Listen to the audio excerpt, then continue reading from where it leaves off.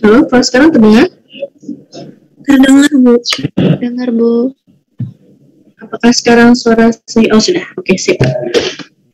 Oke, sudah ya? Sudah jelas? Oke, bismillahirrahmanirrahim.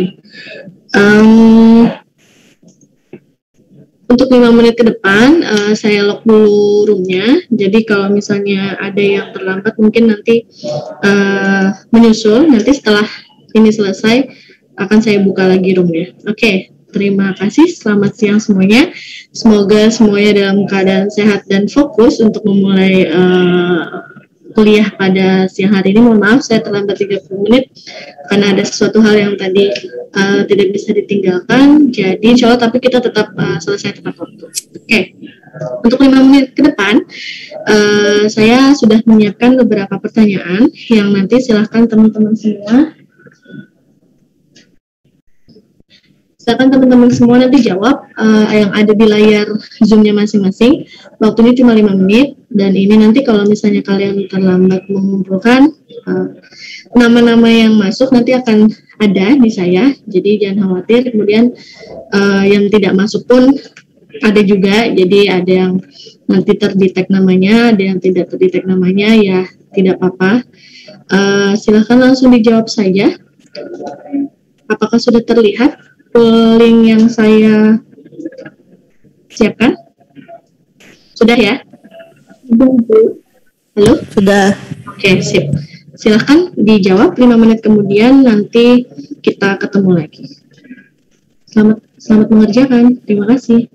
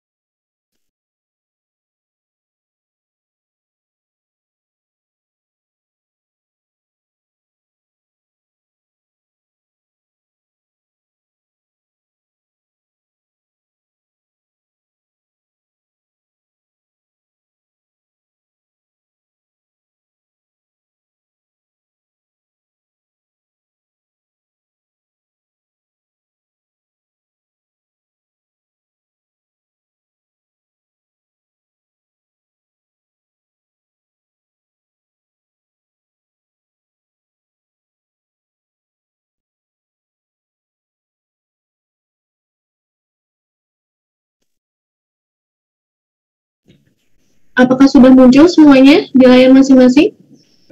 Selain Asrianti, kalau yang lain ada nggak? Halo? Iya ada, Bu. Ada semua? Mungkin semua.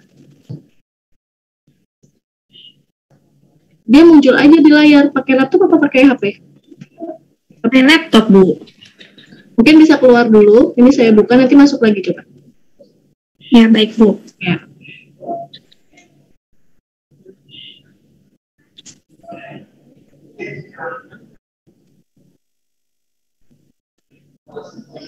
Oke, waktunya 2 menit lagi ya.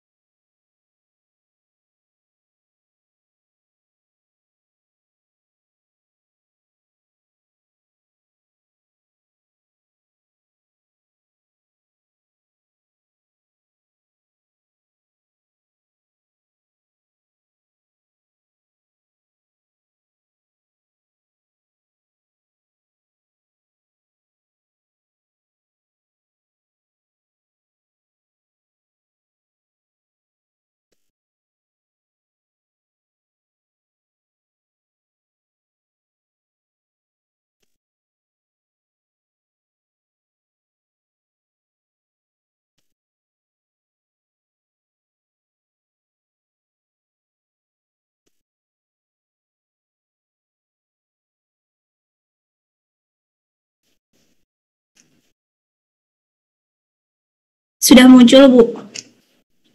Ya, selamat dilanjutkan. Selamat menjawab.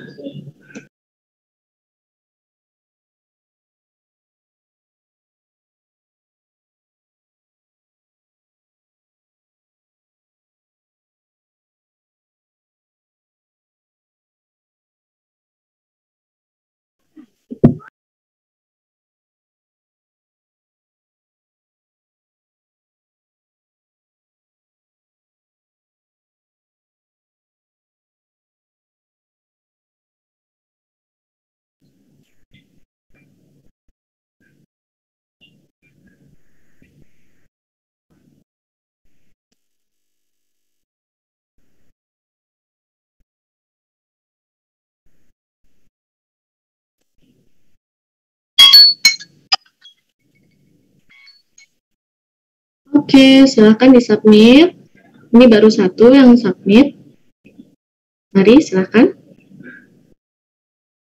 Oke, ada 5 baru dari 50 orang.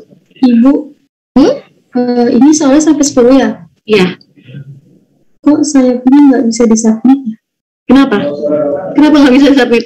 Ini sudah ada 7, 8. Kenapa kira-kira tidak bisa di-submit? Kenapa? Sri Kodijah. Ini harus keisi semua gitu baru submitnya bisa klik. Oke, Bu. Ya. Terima kasih. Ya, diisi semua ya. Oke, baru 11.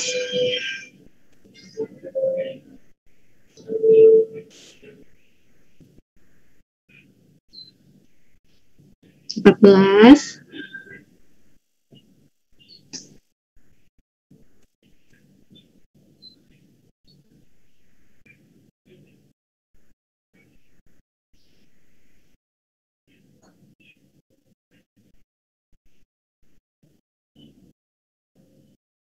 Oke, 25. Masih ditunggu.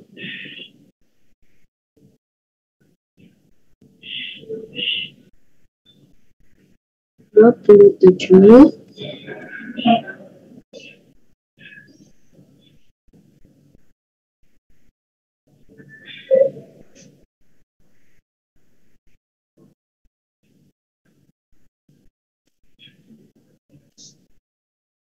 Yuk. Saya tunggu 2 menit lagi ya. 13.42 kita mulai. 13.43 saya tutup pollingnya.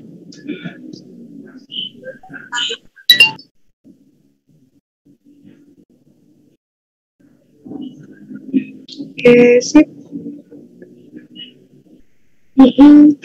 Bagus.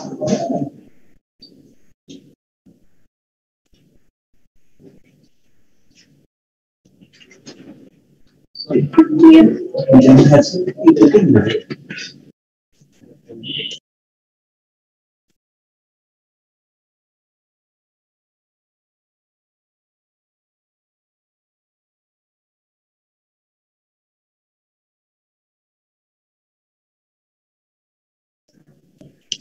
4 orang lagi.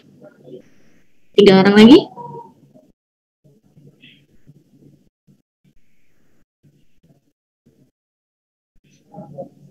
Oke, saya tunggu 1 menit lagi ya sebelum kita mulai.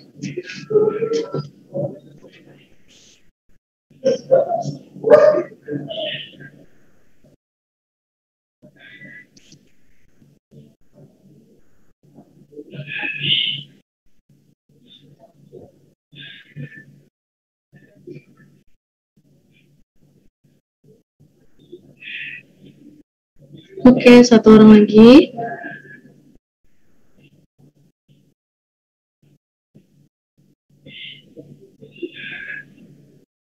Oke, sip. Sudah 100%. Terima kasih. Oke, nanti kita bahas ya di sini ya. Bismillahirrahmanirrahim. Saya izin untuk share screen dulu.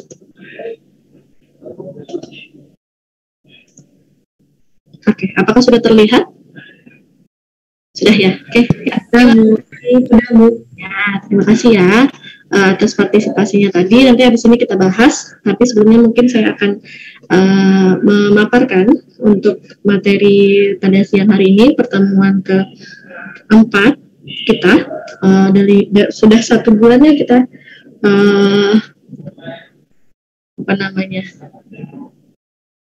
sudah 1 bulan, sudah 4 kali pertemuan ya di semester ini. Oke. Siang ini kita sudah selesai dengan sel dan teman-temannya, maka kita lanjut ke struktur dan fungsi dari otot itu sendiri. Jadi di sini nanti akan membahas beberapa informasi atau beberapa materi yang berhubungan dengan otot polos, otot rangka, dan otot jantung. Nih. Jadi mungkin untuk pertemuan tentang otot ini akan ada 2-3 pertemuan. Yang pertama, pertemuan pada hari ini kita mengingat kembali juga bagaimana tentang jenis otot-otot itu, kalau tidak salah masih sudah pernah dipelajari di perkuliahan SMA, dan semoga masih belum berubah kurikulumnya. Kalau dulu saya sebelum masuk kuliah sudah dapat mata pelajaran di mana itu tentang otot-otot. Nah, yang pertama kita otot polos. Jadi otot polos merupakan otot yang jaringannya dibentuk oleh sel-sel otot tentunya. Kemudian bentuknya ini seperti gelondong atau gelondong yang seperti nanti ada gambarnya, di mana dua ujungnya meruncing serta bagian tengahnya menggembung. Bentar.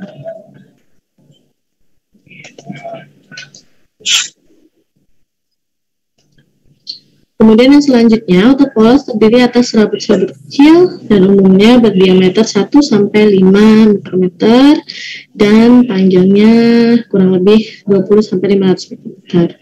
Nah, untuk otot polos itu juga disebut dengan otot tidak sadar atau otonom, yang mana kontraksi itu terjadi di luar kesadaran otak atau gerak terjadinya karena refleks.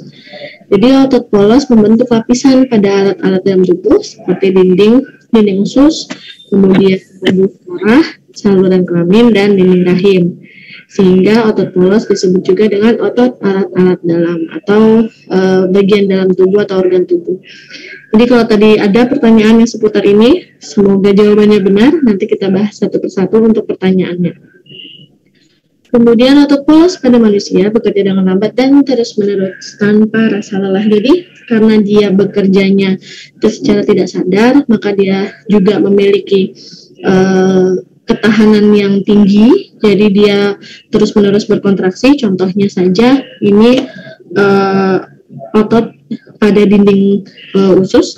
Jadi gerakan peristaltik yang terjadi di dalam usus maupun lambung itu memindahkan makanan dari satu tempat ke tempat yang lainnya sehingga makanan tersebut dapat dicerna, kemudian nutrisinya diserap oleh tubuh dan ampasnya dibuang seperti itu. Jadi kita kan tidak bisa mengatur ya, oh ini kita saatnya mengkontraksikan otot usus kita, oh ini saatnya kita mengkontraksikan otot lambung kita, misalnya kayak gitu kan tidak bisa kita lakukan dengan sadar. Dia terjadi secara terus-menerus, kemudian juga dia memiliki memiliki kontraksi yang di luar kesadaran dan juga bekerjanya lambat, jadi bisa tahan lama.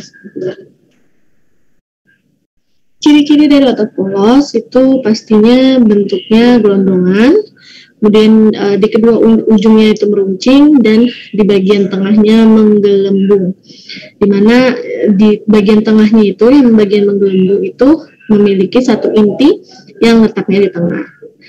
Jadi otot polos itu merupakan otot tidak sadar yang mana memiliki waktu kontraksi 3-180 detik.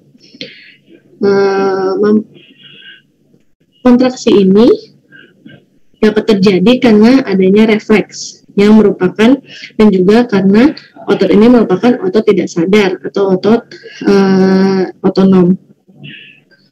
Kemudian pasti dia reaksinya lambat, kemudian tahan lama, tidak mudah lelah, kemudian mampu beraktivitas meskipun dalam kondisi tidak sadar manusia. Jadi kan kalau misalnya kita lagi tidur, kita lagi tidak sadar, atau kita lagi dalam tidak menginstruksikan sesuatu terhadap otot tersebut, mereka kan tetap jalan. Jadi kan misalnya di sistem reproduksi, otot-otot di sistem reproduksi, kemudian juga di bagian sistem pencernaan, kan meskipun kita sedang tidur, tetap terjadi gerakan-gerakan atau kontraksi-kontraksi otot yang terjadi di bagian organ-organ tersebut kan, gitu, itu maksudnya. Fungsi dari otot polos yaitu salah satunya atau contohnya itu bisa membantu keluarnya urin yang ada di kandung kemih.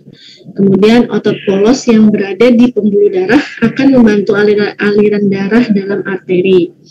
Kemudian contohnya untuk di saluran pencernaan, otot polos akan membantu makanan berpindah dari satu bagian ke bagian yang lain.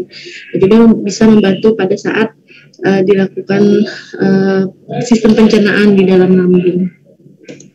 Kemudian ini tadi juga ada ya, pada arteri dan pembuluh darah vena, otot polos mampu mengatur tekanan darah. Di soal tadi ada, jadi semoga jawabannya benar. Jadi salah satu fungsi otot polos yang terjadi di arteri dan pembuluh darah vena adalah untuk mengatur tekanan darah. Nanti kita bahas ya. Nah, ini juga ada tadi. Jadi untuk tipe-tipe otot polos itu ada apa aja? Pilihannya kan ada otot polos multi-unit, ada otot polos unit tunggal, dan ada otot polos unit menunggal. Jadi yang mana yang di antara tiga pilihan tadi yang bukan merupakan tipe-tipe otot polos? Berarti jawabannya adalah yang ketiga. Kalau pertanyaannya yang bukan, benar nggak tadi? Nanti kita lihat jawabannya lagi. Untuk tipe-tipe otot polos, yang pertama otot polos multi-unit, ini serabut otot polosnya sendiri terpisah. Jadi gambarnya ada di sini. Nih, ini salah satu contoh dari otot polos multi-unit. Dia masing-masing gelondongannya ini masing-masing serabut ototnya ini dia terpisah, kemudian mereka bersatu untuk melakukan fungsinya. Sedangkan kalau otot polos unit tunggal itu mereka menempel satu sama lain, jadi intinya banyak, kemudian ini menempel dengan ini menempel dan lain sebagainya. Jadi mereka sudah terikat atau menjadi satu ikatan tersendiri. Ini serat ototnya, kemudian ini inti selnya, yang mana nanti mereka bekerja sama untuk melakukan fungsinya. Nih. Kemudian ini contohnya untuk yang otot polos multi unit itu adalah otot ciliaris mata. Jadi otot yang ada di sekitar organ penglihatan kita. Kemudian otot iris mata yang di dalamnya. Kemudian ada otot piloea erector yang menyebabkan tegaknya rambut bila dirangsang oleh sistem saraf simpatis. Jadi otot-otot yang ada di kulit di bawahnya gitu. Selain itu ada otot polos unit tunggal, bisa disebut dengan otot polos sinsitial atau otot polos visceral. Nah, untuk istilah otot polos ini bersifat yang tadi, jadi gambarnya seperti ini. Jadi mereka tuh menyatu, padahal di dalamnya terdiri atas beberapa serabut otot. Memang sudah strukturnya seperti itu. Kemudian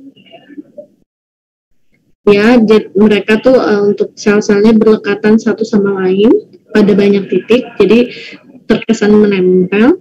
Kemudian dalam satu serabut otot dapat dijalankan ke serabut lainnya.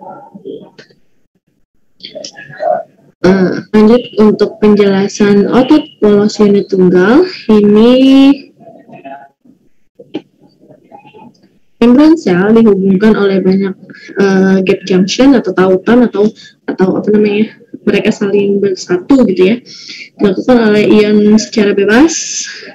Kemudian ini nanti untuk mekanisme bagaimana otot itu bekerja akan dijelaskan lagi di pertemuan minggu depan insya Allah. Jadi bagaimana proses mekanisme kontraksi otot, baik itu mekanisme kontraksi otot rangka, kemudian juga nanti misalnya bagaimana kelistrikan dari otot jantung dan lain sebagainya, itu akan dibahas lebih rinci lagi pada pertemuan insya Allah minggu depan. Jadi ini masih overview atau mengingat kembali atau apa ya, beberapa informasi-informasi kayak anatominya, namanya, strukturnya, fungsinya dan lain sebagainya dari otot polos, otot jantung dan otot rangka seperti itu. Oke, ini contohnya tadi gambarnya. Kemudian sudah selesai untuk informasi untuk otot polos. Sekarang masuk ke otot rangka. Nah, otot rangka ini yang sering kita jadikan sasaran dari intervensi-intervensi ataupun pemeriksaan yang kita lakukan sebagai seorang fisioterapis. Karena memang seorang fisioterapis itu fokusnya di fungsi gerak dan fungsi tubuh. Apakah mengalami gangguan gerak, apakah mengalami gangguan perpindahan dan lain sebagainya. Nah, karena otot yang bertanggung jawab terhadap gerakan tersebut adalah otot rangka, jadi bisa dikatakan bahwa hampir keseluruhan target dari fisioterapis adalah di otot rangkanya. Kalau ini berhubungan dengan otot ya. Pertanyaan nomor 1, otot yang dibentuk oleh sejumlah serabut yang diameternya berkisar dari 10 sampai 80 mikrometer adalah jawabannya otot rangka. Jadi nanti semoga jawabannya tadi benar, nanti akan kita bahas setelah penjelasan ini. Kemudian penjelasannya, nah di otot rangka tersebut memiliki yang namanya sarkolema. Sarkolema adalah membran tipis yang membungkus serabut otot. Jadi beberapa jumlah serabut mereka menjadi satu, kemudian dibungkus atau dilindungi oleh yang namanya sarkolema. Jadi kayak bayangannya tuh kayak satu lidi ya, mereka kan banyak gitu, kemudian dijadikan satu, kemudian dilindungi oleh lapisan yang atau membran tipis yang disebut dengan sarkolema. Ini fungsinya untuk membantu untuk melindungi dari serabut otot dan juga membungkus. Jadi otot tuh kalau dilihat secara mata telanjang gitu ya, jadi bentuknya kan kayak dilindungi oleh mereka, jadi satu, kemudian dilindungi oleh sarkolema itu sendiri. Nah, kemudian di setiap ujung dari serabut otot, lapisan permukaan sarkolema ini bersatu dengan serabut tendon. Jadi kalau misalnya otot itu bentuk secara umumnya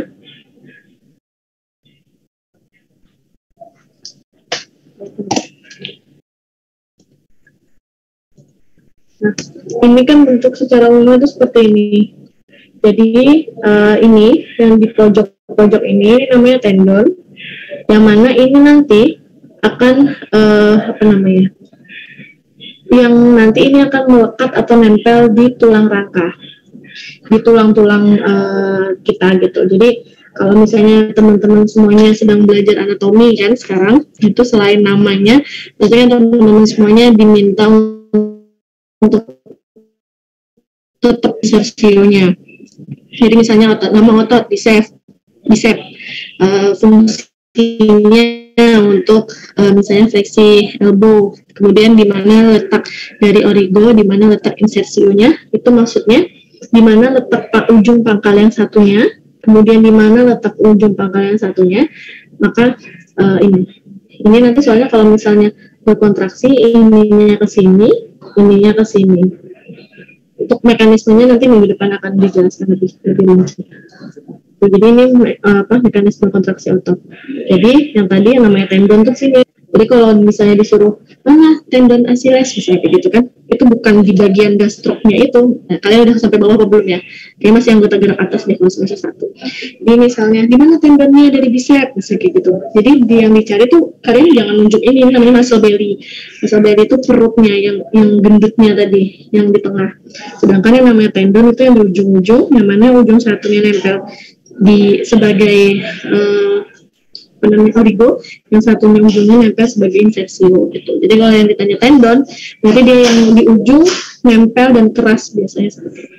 Kalau yang di tengah, yang ini, kalau yang di tengah di sini itu namanya muscle belly, dia perutnya otot gitu. Jadi dia letaknya di tengah dan biasanya dia di tengahnya itu apa namanya sih? Seperti gambarnya tadi itu kayak menggelembung gitu. Kemudian, nah selain sarkolema sebagai membran tipis yang membungkus rambut otot, itu ada namanya myofibril. Nah myofibril ini terdiri dari filamen aktin dan filamen myosin. Jadi ada dua jenis. Jadi nanti kalau pada saat mekanisme kontraksi otot itu yang berperan aktif atau yang bakal sering keluar adalah bagian yang disebut dengan myosin dan aktin, filamen aktin dan filamen myosin. Ini adalah filamen tebal dan tipis yang ada di gambaran atau yang ada di ilustrasi dari otot itu sendiri. Jadi kalau dilihat di sini,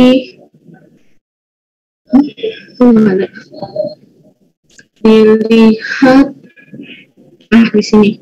Di sini kan ada yang pink tua, ada yang pink muda. Nah, yang pink tua ini yang filamen tebal,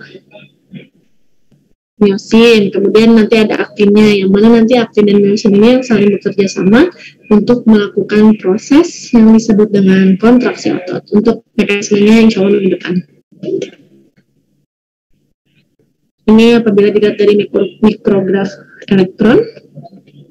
Nah, selain muda ada dua ya, tadi sarkolema, kemudian myofibril, yang selanjutnya ada yang namanya titin. Nah, tadi ini juga muncul ya, titin. Apa fungsi dari titin ini? Yaitu, jawabannya adalah menjaga filamen myosin dan aktin tetap berada di tempatnya. Jadi kalau misalnya dia kontraksi, ya kontraksi, pada saat dia relaksasi, ya relaksasi, pada saat mereka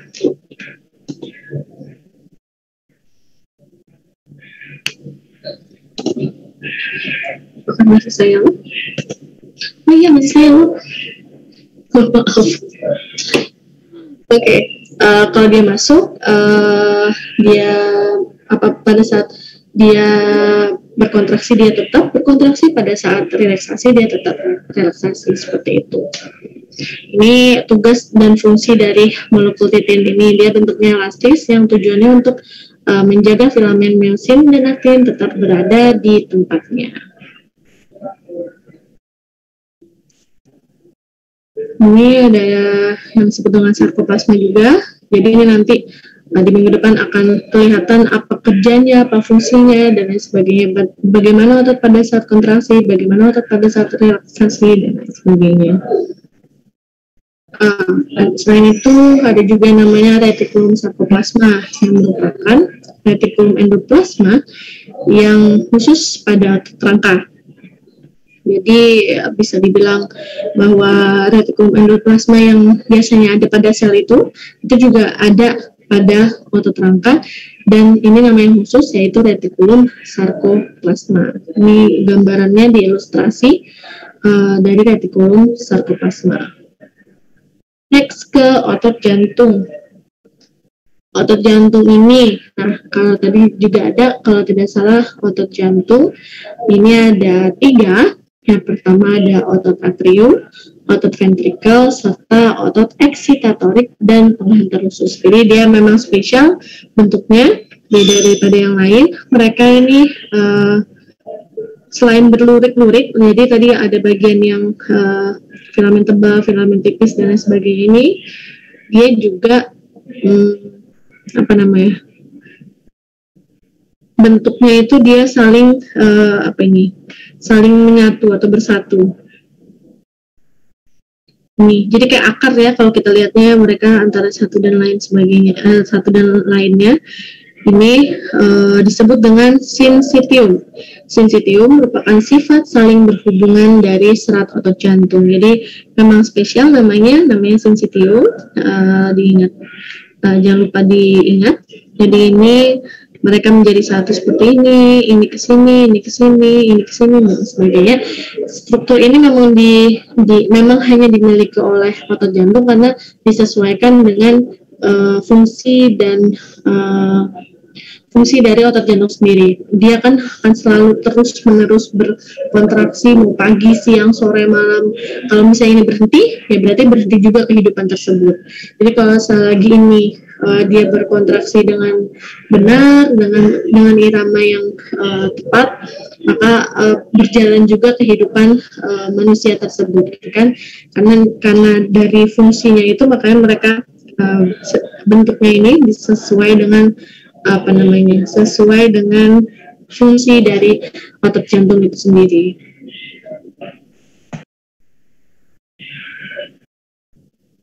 Oke, tadi juga ada apa yang disebut dengan daerah-daerah gelap yang menyilang serat-serat otot jantung. Itu disebut dengan diskus intercalatus.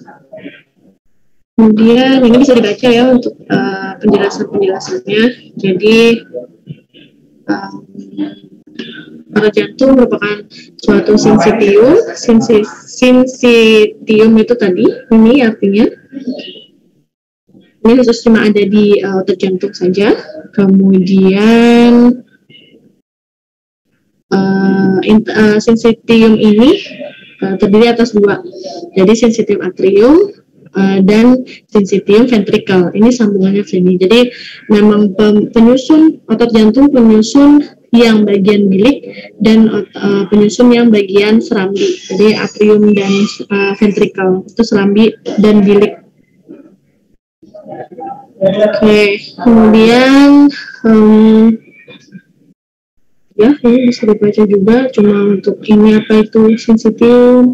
Kemudian memungkinkan atrium berkontraksi pada saat kontraksi ventrikel dan pompa jantung yang nanti minggu depan untuk bagaimana mekanisme dari otot jantung itu sendiri. Oke, itu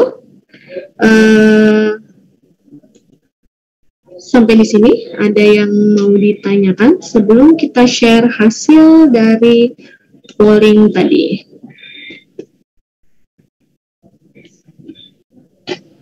Oke, sebentar ya, ini saya dipanggil sebentar. Nanti saya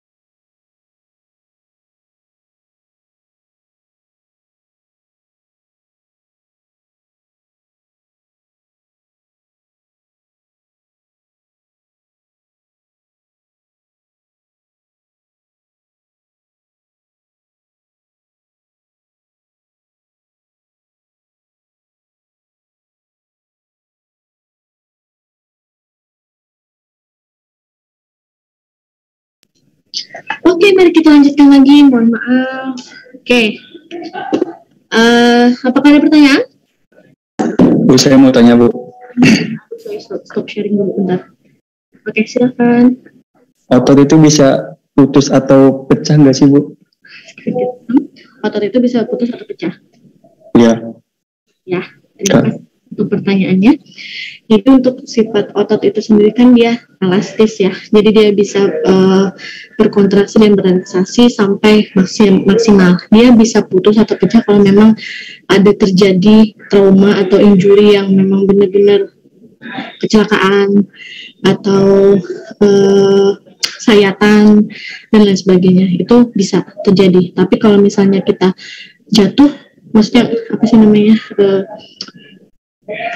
misalnya apa sih yang biasa di ankle gitu loh, bahasa Indonesia saya lupa, sleo karena saya bahasa yang ada saya bahasa Banjar, jelepok gitu kan. Jadi kalau ke sleo itu tergantung apakah dia nanti yang terkena itu ototnya atau ligamennya. Jadi yang namanya ligamen itu adalah penstabil tulang. Jadi antar tulang itu yang kayak gini pun antar tulang distabilkan oleh yang namanya ligamen. Jadi kalau misalnya sampai kesleo, sampai jatuh yang bukan karena kecelakaan atau sayatan atau kena pisau dan lain sebagainya, itu yang kemungkinan sering putus tuh malah si ligamennya. Kalau ototnya dia mungkin akan sedikit mikro trauma atau mikro, jadi dia lukanya tuh kecil di dalamnya itu pasti akan terjadi, tapi nggak yang sampai putus kayak gitu. Tapi kalau yang sampai yang kesleo, kemudian kakinya sampai misalnya sampai sampai yang nggak bisa digerakin lagi, nggak ada rasanya dan sebagainya, itu biasanya targetnya atau yang putusnya itu adalah si ligamennya gitu. Jawabannya. Ada lagi nggak? Ada feedback nggak? Ada lagi nggak yang mau ditanyakan? Misalnya Bu apa gitu? Pemulihannya bagaimana, Bu? Oke. Pemulihannya tergantung jaringan yang bermasalah. Apakah yang bermasalah ligamennya? Apakah yang bermasalah itu ototnya? Apakah yang bermasalah sarafnya? Apakah yang bermasalah pembuluh darah dan lain sebagainya? Kalau misalnya satu bagian itu rusak semua, ya biasanya kalau misalnya dia didiamkan saja, sebenarnya tubuh memiliki mekanisme untuk memperbaiki hal tersebut sendiri tanpa ada bantuan dari luar. Tapi kalau misalnya parah, yang misalnya kecelakaan dan lain sebagainya, itu memang perlu bantuan perbaikan jaringan dari luar, dibantu gitu. Jadi tergantung. Kalau misalnya ototnya misalnya overstretch, jadi dia terlalu terstretch yang maksimal gitu, ya berarti kan mungkin kita bisa kasih stabilisasi dulu sampai nanti stabilisasi, misalnya menggunakan bandage, dengan menggunakan gips dan lain sebagainya. Itu tujuannya kan untuk dia si bagian tubuhnya itu tidak bergerak. Nah, kalau tidak bergerak itu bisa mempercepat proses penyembuhan dari misalnya si otot tadi. Nah, kalau ligamen beda lagi. Ligamen kita harus tahu dia ruptur atau putusnya atau bermasalahnya tuh grade berapa persen. Bisa cuma misalnya ini misalnya tadi ligamen. Kemudian apakah cuma robeknya dikit, itu grade 1. Apakah nanti dia robeknya setengah, itu grade-nya grade 2. Apakah dia putus, apakah nanti dia grade 3. Tergantung. Kalau misalnya ligamen itu dia tidak bisa menyembuhkan dirinya sendiri, karena ligamen tidak memiliki pembuluh darah, saraf, dan nutrisi lain untuk untuk memperbaiki diri ligamennya sendiri. Jadi berarti kita gimana caranya kalau diputus? Caranya kita memberikan, kalau kita ya fisioterapi, itu memberikan latihan yang mana tujuannya untuk otot-otot yang di sekitar ligamen tadi yang putus itu kuat, sehingga kalau misalnya ligamennya bermasalah, itu otot-otot di sekitarnya itu bisa membantu untuk menstabilkan daerah tersebut. Kalau misalnya sampai putus, berarti kan harus ada operasi penyambungan ligamen dan lain sebagainya ya. Itu berarti sudah masuk ke tindakan medis begitu. Kalau misalnya saraf, itu beda lagi.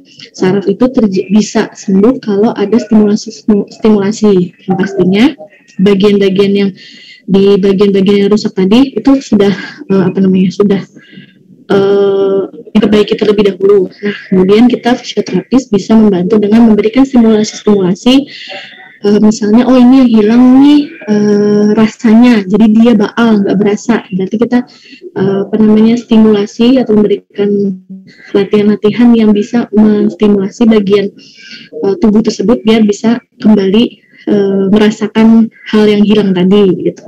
Kemudian misalnya pembuluh darah. Nah, pembuluh darah biasanya kalau misalnya dia putus atau luka itu bakal dengan cepat menyambung lagi. Ada, kalau kalian masih ingat mekanisme penutupan luka gitu kan, ada fibrinnya, ada apanya gitu. Nah, itu terjadi di jaringan lunak yang di sekitar itu gitu. Ya tergantung apa mekanismenya gimana, tergantung jaringan yang bermasalah. Baik Bu, terima kasih banyak Bu. Apakah ada? Oke, sama-sama. Ada lagi sebelum kita share hasil result tadi? Yang bertanya Bu.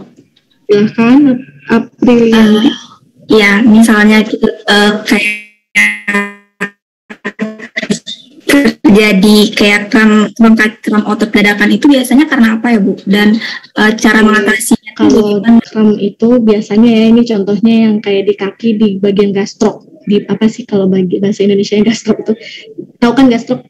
Udah belajar belum ya? Kempol. Bahasa Indonesia tahu nggak?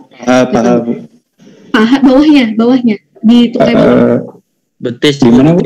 Betis. Yang apa bahasa Indonesianya? Tumit, bukan tumit. Engkel kan sendi. Ya. Ini otot yang di atasnya itu. Betis Bu, betis. Ya Allah, terima kasih banyak. bagian belakang betis itu Bu.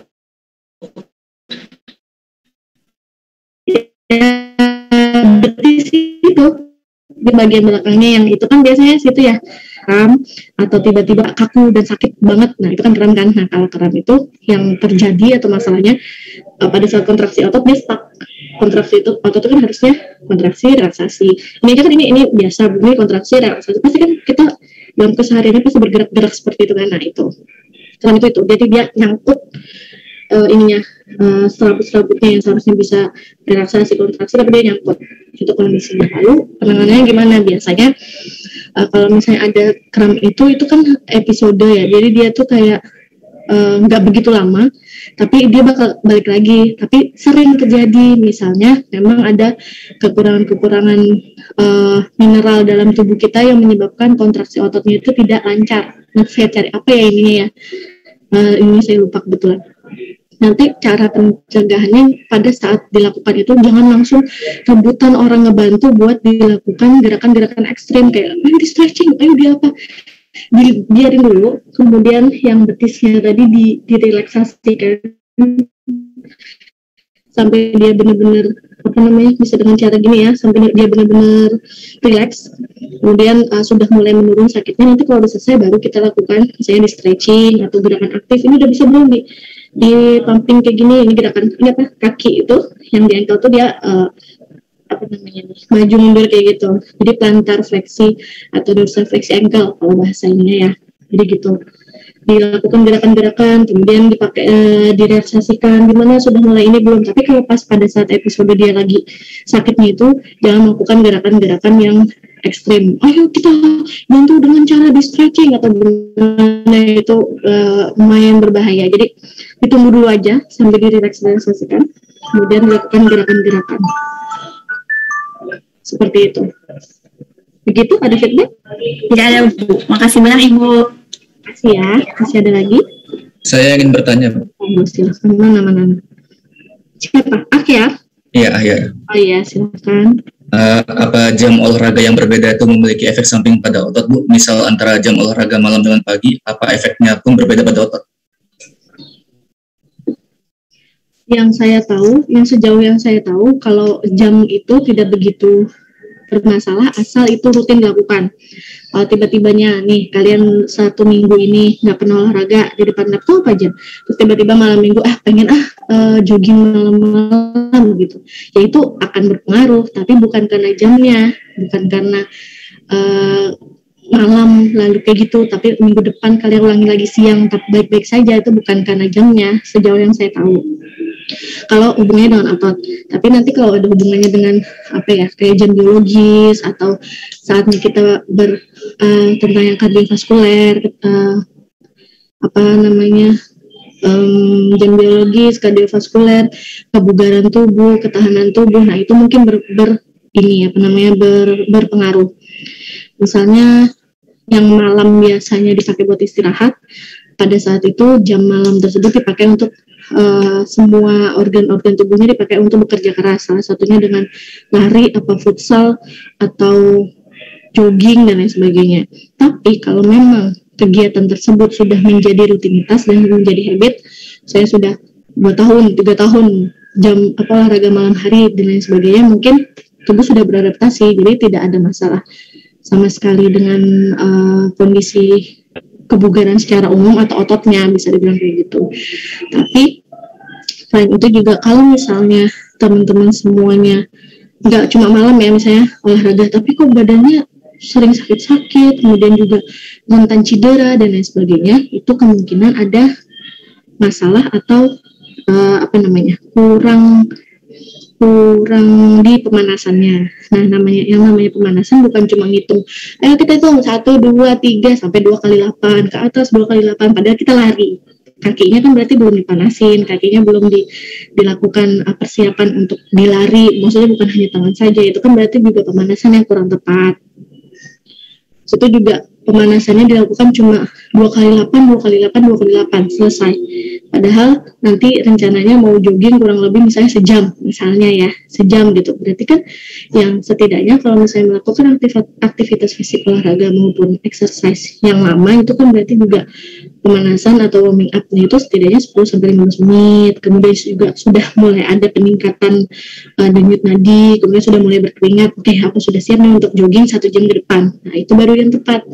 Kadang kalau misalnya ikut-ikutan malam dan lain sebagainya tuh kadang malah memberikan efek negatif, karena ya ada hal-hal yang tidak kita ketahui, yang tidak kita lakukan untuk persiapan olahraga yang seperti itu. Padahal kan olahraga jogging itu berat, misalnya futsal itu berat, lari, kemudian badminton, padahal kan itu yang berat-berat. Beda halnya kalau cuma aktivitas fisik. Kalau aktivitas fisik sambil saya berolahraga kok Bu di rumah gitu ya, ngapain olahraganya? Nyapu 2 lantai, ngepel 2 lantai, nyuci baju. Nah, kalau itu masuknya ke aktivitas fisik, jadi dia memang tidak ada hitungan waktunya, nggak tahu kapan, misalnya nyuci baju 2 jam atau 1 jam ngecat dan lain sebagainya, itu tuh maksudnya ke aktivitas fisik. Kalau aktivitas fisik memang tidak harus dilakukan pemanasan yang gimana-gimana, karena memang itu aktivitasnya nggak berat. Tapi disarankan juga sebelum melakukan aktivitas fisik itu kita melakukan warming up gitu. Jadi memang pemanasan atau warming up itu sangat amat penting sekali sebelum kita melakukan kegiatan atau olahraga atau exercise atau aktivitas seperti itu. Baik, terima kasih Bu. Ya, sama-sama. Apakah ada lagi? Ada Bu, saya izin bertanya. Silahkan Mbak Aru. Ya. Jadi saya waktu itu juga pernah mengalami seperti itu. Jadi saya udah lama nggak olahraga, terus saya nyoba jogging lagi. Nah, waktu itu sakit gitu loh Bu. Nah, saya tuh mau hal itu tuh menjadi rutinitas. Nah, kok paginya saya nyoba jogging lagi dalam keadaan kaki saya masih sakit dan malah makin sakit Bu. Nah, itu tuh sebenarnya boleh nggak sih Bu? Atau saya harus berhenti dulu sampai kaki saya sembuh, lalu saya baru melakukan lagi, atau bagaimana Bu? Oke, kalau misalnya itu belum jadi habit, kita baru mau nyoba dan kita harus dan kita pengen membuat itu menjadi habit yang baru, maka yang harus dilakukan adalah pelan-pelan menaikkan intensitas atau durasinya. Kalau misalnya belum pernah sama sekali, tiba-tiba pengen mulai, itu dimulai dari jalan kaki, kemudian jalan cepat, kemudian lari kecil, kemudian akhirnya jogging gitu. Misalnya, Bu, kelamaan gitu kan, yaudah di jalan kaki 1-2 putaran dulu, kemudian dilanjutkan dengan jalan cepat, kemudian lari ringan gitu. Jadi bertahap. untuk gerakan, aktivitas dan lainnya itu bertahap. Kemudian juga jangan lupa untuk pemanasannya. Tapi memang kalau misalnya kita habis habis olahraga kemudian ada rasa yang gak enak badan, itu sebenarnya ada mekanismenya gitu. Saya mau bilang normal tapi nanti salah. Ada mekanismenya, itu namanya DOMS. Coba nanti kalian coba cari ini, coba DOMS itu apa panjangannya? DOMS. DOMS adalah nyeri otot yang disebabkan oleh misalnya olahraga, kemudian kita baru pertama kali olahraga itu berasa sakit-sakit badan besoknya dan lain sebagainya. Jadi kalau kalian mau baca tentang DOMS itu kepanjangannya adalah delay onset muscle soreness, yang namanya otot yang nggak pernah dipakai kemudian dipakai, dia akhirnya kayak aku harus kerja keras gitu kan, si ininya kontraksi, relaksasi dan lain sebagainya. Akhirnya kita tidur istirahat terus besoknya badannya rasanya capek banget. Nah, apakah itu wajar? Jadi sebenarnya itu wajar terjadi, sewajar kalau misalnya kita nggak latihan, kita nggak pernah beraktivitas, terus tiba-tiba berolahraga yang kayak tadi kenceng, habis itu besoknya sakit badan. Itu memang wajar terjadi karena salah satu mekanisme dari tubuh untuk memfeedback apa yang kita lakukan kayak gitu. Jadi salah nih, orang nggak pemanasan dulu nih, aku kasih nih nyeri otot setelah olahraga kayak gitu. Jadi itu merupakan sinyal bahwa peringatan nanti kalau misalnya mau olahraga kita ini dulu ya, pemanasan dulu bertahap dan lain sebagainya. Terus itu gimana seharusnya? Ada baiknya sih sebenarnya jangan dipaksa besoknya langsung ini lagi. Jadi DOMS itu memang akan menghilang sekitar 12-24 jam setelah kita melakukan olahraga tadi, kemudian rasa nyeri badan dan sebagainya. Nanti kalau sudah dimulainya bertahap dan pelan-pelan, biasanya seperti itu kalau mau menjadikan habit. Dan memang harus memang harus istiqomah. Nanti kalau sudah stop, kita mulainya dari awal lagi kayak gitu. Kayak yang namanya aktivitas, exercise dan lain sebagainya itu kan yang disarankan adalah 150 menit per minggu. Ada baiknya itu dibagi menjadi 3, jadi kayak 2 hari sekali kita bisa jogging, kemudian kita bisa berenang atau bersepeda dan lain sebagainya. Itu minimal kalau misalnya 1 minggu 3 kali, itu berarti kan 50 menit. Kalau misalnya saya punya waktu luang kok katanya, jadi misalnya 150 menit itu dibagi menjadi 6 hari, berapa? 150 bagi 6. Misalnya berarti kita bisa tuh setiap hari melakukan aktivitas fisik atau gerakan atau exercise atau olahraga itu 20 menit. Kita bisa tuh ngelakuinnya Senin, Selasa, Rabu, Kamis, Jumat, Sabtu, Minggu, 30 menit setiap hari. Itu bagus juga gitu. Tapi biasanya sih orang 1 minggu 3 kali. Jadi kalau mau bikin habit atau olahraga atau aktivitas memang harus ada ilmunya. Jadi nggak yang sekali hajar 150 menit tapi satu hari doang dalam 1 minggu, itu juga bakal bikin badan sakit-sakit nanti kalau misalnya nggak biasa gitu. Gitu sih. Gitu, Haru. Ya, Bu. Makasih, Bu. Oke. Masih ada? Ini sambil kita share ya. Ini waktunya tinggal 10 menit lagi. Apakah sudah terlihat pertanyaannya tadi? Sudah. Oke, kita bahas ya. Jadi semoga dengan tadi menjawab pertanyaan dulu ini, ternyata saya sadar, ternyata tadi masih salah, sehingga teman-teman bisa lebih ingat lagi, ternyata yang namanya otot yang dibentuk ini, itu jawabannya adalah ini gitu. Oke, sekarang soal nomor 1. Apakah nama otot yang dibentuk oleh sejumlah serabut yang diameternya berkisar dari 10 sampai 80 mikrometer? Siapa yang mau jawab pertanyaan nomor 1, jawabannya apa? Otot polos. Ribka, betul. Otot, gimana jawabannya? Sorry. Otot rangka maksudnya, Bu. Aduh. Saya juga gimana gitu. Otot rangka. Bu. Tadi jawabannya apa? Benar apa salah? Benar, Bu. Betul sekali.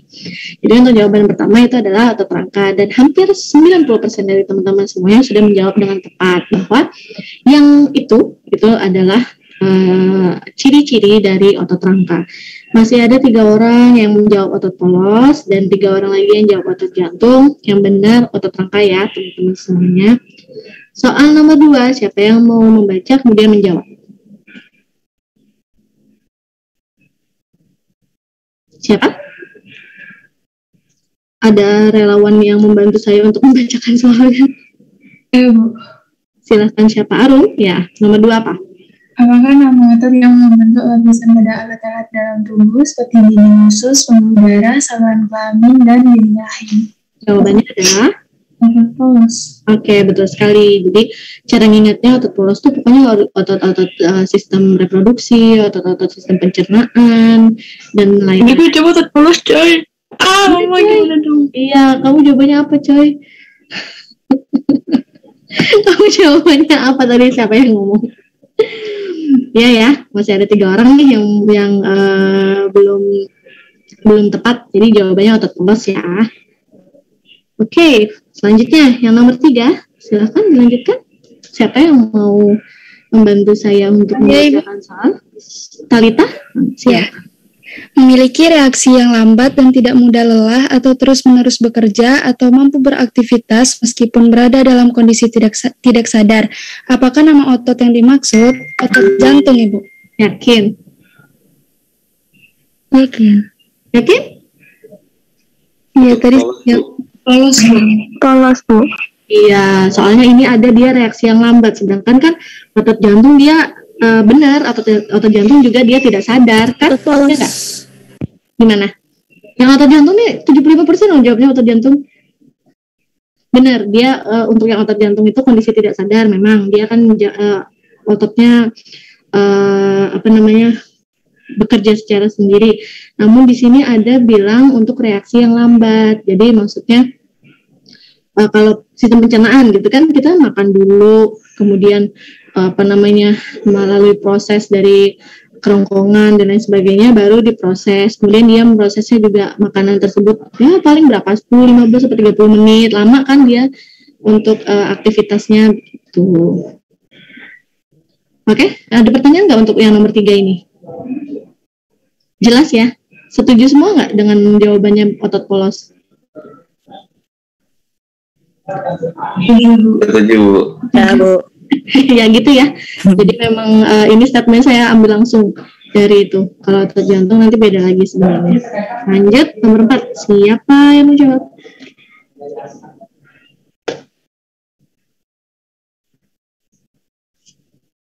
Lanjut nomor 4.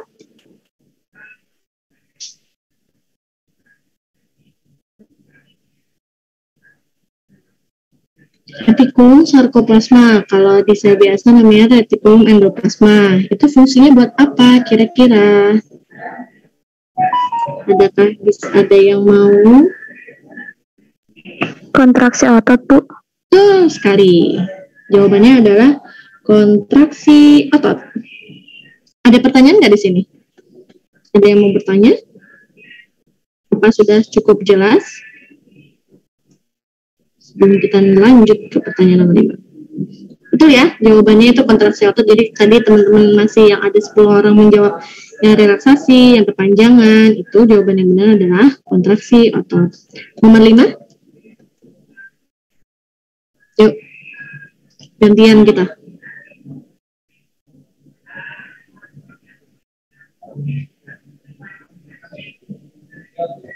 Saya, Bu.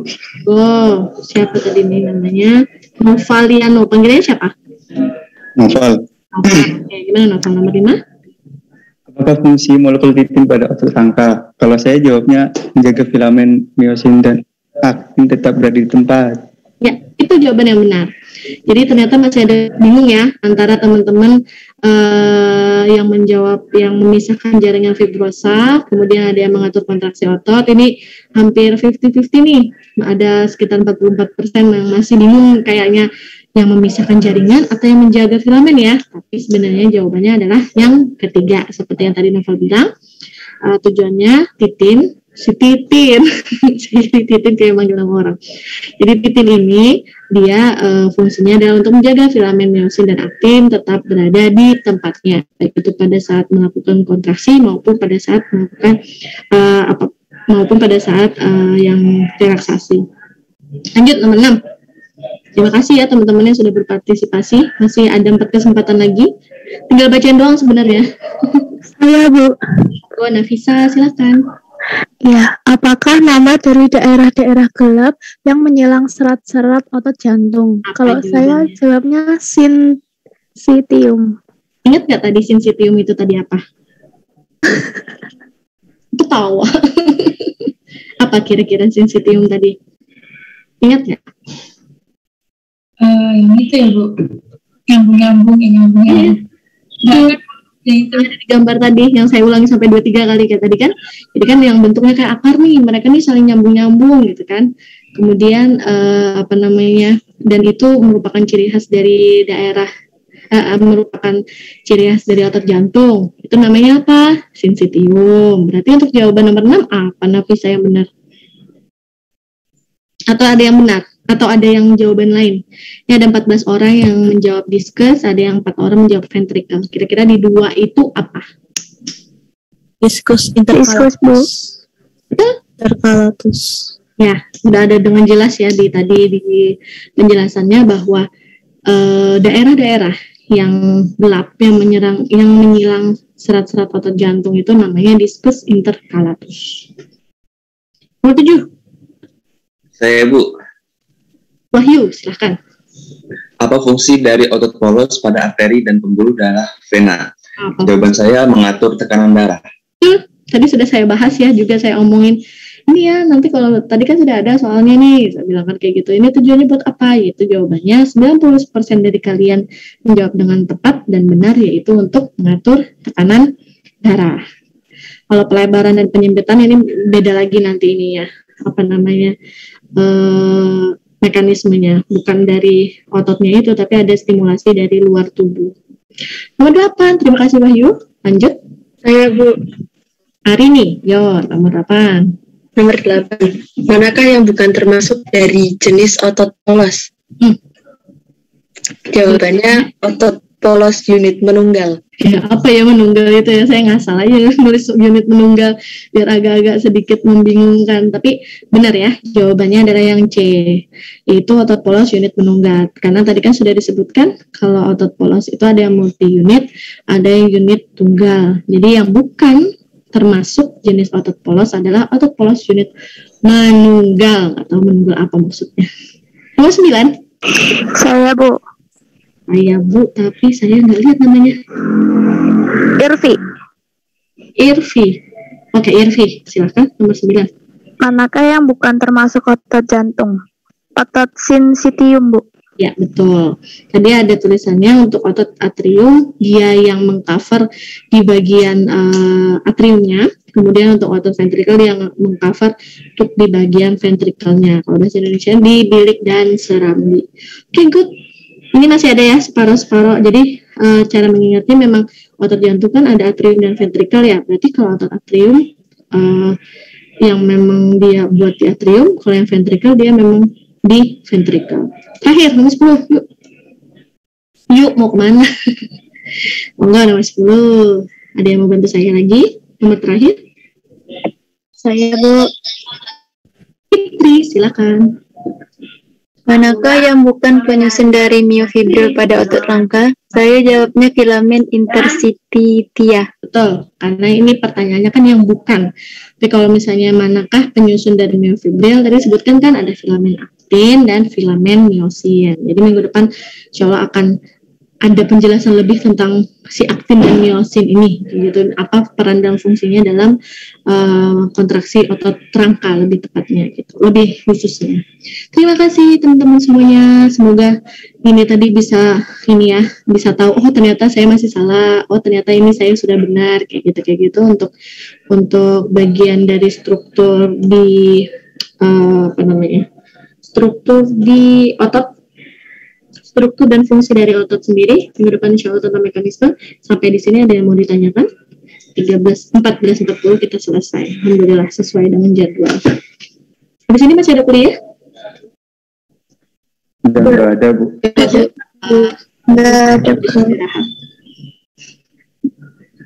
Ada? Tidak ada? Oh iya, tentu ingat. Untuk minggu depan, insya Allah tidak ada pertemuan sinkronisasi, karena dari hari ini sudah dikasih tahu bahwa minggu depan kami ada rapat offline yang harus hadir secara fisik. Jadi mungkin untuk yang perkuliahan ini nanti akan saya sampaikan lagi ke Retno untuk ininya, untuk mekanisme open learning, bisa saya recording, bisa saya ada beberapa informasi dan lain sebagainya. Jadi untuk minggu depan kita belum bisa bertemu secara sinkron lagi ya. Perasaan udah 4 kali pertemuan, baru 2 kali, Bu. Mohon maaf ya sebelumnya. Nah, karena keterbatasan, nggak tahu kenapa selalu hari Kamis ada kegiatan. Padahal hari Kamis saya full dari pagi sampai sore nanti. Jadi mohon maaf ya sebelumnya. Nanti silakan disesuaikan nanti sesuai dengan instruksi yang saya berikan melalui Retno. Sampai di sini cukup? Cukup. Iya, terima kasih atas perhatiannya. Selamat beristirahat, selamat melanjutkan hari besok, sehat selalu. Semoga kita lekas bertemu di kampus. Amin. Ya, terima kasih. Wassalamualaikum warahmatullahi wabarakatuh. Waalaikumsalam warahmatullahi wabarakatuh. Terima kasih, Bu. Sehat, ya.